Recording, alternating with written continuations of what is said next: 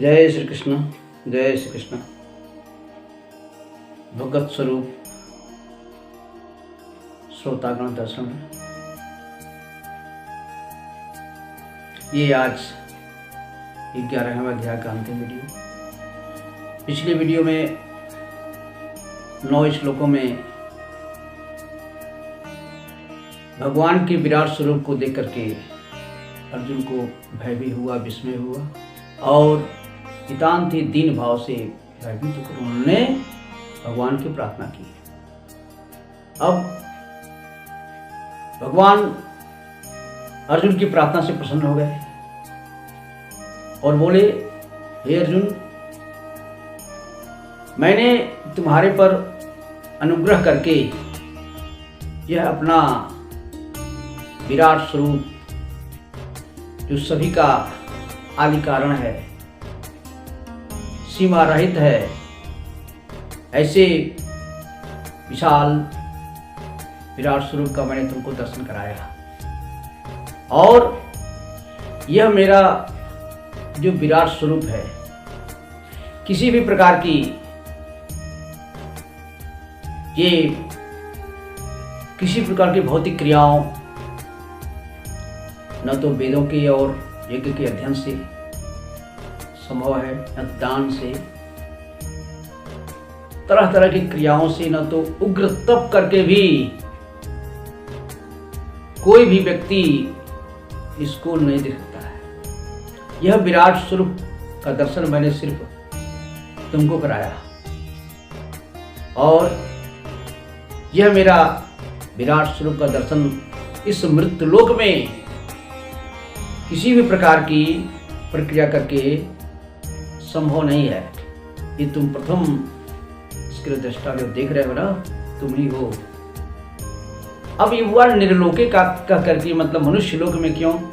क्योंकि आपको बता दिया जाए कि मनुष्य लोक में ही जो है ये मानव शरीर पाकर के जीव नए नए कर्म कर सकता है। वो चाहे दान करे, यज्ञ करे, कुछ भी अपने अंदर वो इतनी महान ऊर्जा ग्रहण कर सकता है। और बाकी अन्य लोग जैसे देवलोक भी, ये सारे लोग अपने भोग का आनंद करते हैं। नवीन कर्म करने का अधिकार इसलिए भगवान के कितना भी करे ये किसी के द्वारा। लेकिन हे अर्जुन, तुम्हें तो कम से कम तुम एक वीर योद्धा हो, कुर प्रवीर हो, और तुम्हें ये मेरा विकराल स्वरूप देख करके तुमको भयभीत नहीं होना चाहिए। और तुम मोह में प्राप्त मत हो, शांतिमय चित्त से प्रीति वाला होकर के रहो। और जैसा कि तुम्हारी मनोवांछा है, मैं तुमको फिर वही अपना शंख चक्र गदा पद्म से युक्त अपना चतुर्भुज रूप तुमको दिखलाऊंगा। और पुनः ये जो मेरा ये अवतरित स्वरूप है मनुष्य तन देख लिया। और इस प्रकार संजय धृतराष्ट्र से बोले कि इतना कहने के बाद अपने उस विराट स्वरूप का स्मरण करके महात्मा परमेश्वर श्री कृष्ण जी जब उनके सामने मुस्कान लिए हुए चतुर्भुज रूप शंख चक्र गदा पद्म से युक्त होकर के उनको दर्शन दिए। और पुनः इस रूप को दर्शन देने के बाद जो उनका ये श्री कृष्ण स्वरूप था, सौम्य स्वरूप, उस रूप में भगवान आ गए। ये क्रमशः हुआ। विराट स्वरूप का स्मरण करके चतुर्भुज रूप आए और पुनः चतुर्भुज रूप का स्मरण करके जो है ये मानव रूप में। अब देख रहे हैं सब, उनके सामने क्षण भर में हो गया। अर्जुन बहुत प्रसन्न हो गए। क्यों? भगवान का जो श्री विग्रह है, जो लीलाधारी, वो अति मनमोहक है। उसका वर्णन तो मैं क्या, कोई भी नहीं कर सकता है, जो है इतनी आकर्षक। तो अर्जुन प्रसन्न होकर के क्या कहते हैं, दृष्ट्वा इदम मानुषम रूपम सौम्यम तव जनार्दनम इदानीमस्मि संवृत्तो सचेतसः प्रकृतिं गतः। हे भगवान, हे परमेश्वर, आपके इस सुंदर, आकर्षक, सौम्य मानव शरीर को देख करके मेरा सारा भय जाता रहा, मेरी सारी व्याकुलता जाती रही और मैं अपनी प्राकृतिक अवस्था को प्राप्त हो गया। प्राकृतिक अवस्था मतलब इसके पहले अर्जुन को भय भी लग रहा था, उनकी वाणी कुंठित हो रही थी, व्याकुल हो गए थे ये देख करके। लेकिन अब जब अपने सामने देख लिए भगवान को मुस्कुराते हुए, तो कहा कि नहीं, मैं अब स्वस्थ हो गया हूं। तो इस पर भगवान कहते हैं, हे अर्जुन, सुदर्शन इदम रूपम दृष्ट्वा नसि जन्ममा देवापि अस्य रूपस्य नित्य दर्शन कांचन। हे अर्जुन, ये मेरा ये चतुर्भुज रूप जो है वो बहुत ही दुर्लभ है दर्शन करने में। जिसको तुमने अभी देखा, यह रूप जो है ऐसा है कि इसको दर्शन करने के लिए ये सारे देवता लोग भी चाहते हैं कि हमको भी जो है इस चतुर्भुज रूप का दर्शन हो जाए, लेकिन नहीं हो पाता है। क्यों? इसलिए नहीं हो पाता है कि ना हम वेदै न तपसा न दानेन चेज्या सच्च एवं विधो तवार्चना। मैं इस मनुष्य लोक में न तो वेदों के अध्ययन से, न उग्र तपस्या से, न दान करने से, न तो बड़े बड़े यज्ञों को करने से ही मैं किसी के दृश्य में नहीं आ सकता। यह रूप मैंने सिर्फ तुमको दिखलाया है। लेकिन हाँ, अगर किसी में दमखम है और वो उस परमात्मा स्वरूप चतुर्भुज रूप का दर्शन करना चाहता है, तो वो कैसे संभव होगा? तो भगवान कहते हैं, भक्त्या तु अनन्या शक्य एवं विधो अर्जुन क्या तुम द्रष्टुम च तत्वेन प्रवेष्टुम च परन्तप। अब मार्ग बता दिए कि कौन इस चतुर्भुज रूप का दर्शन करने का अधिकारी हो सकता है। तो बोल दिए, भक्त्या तु अनन्या, अनन्य भक्ति से।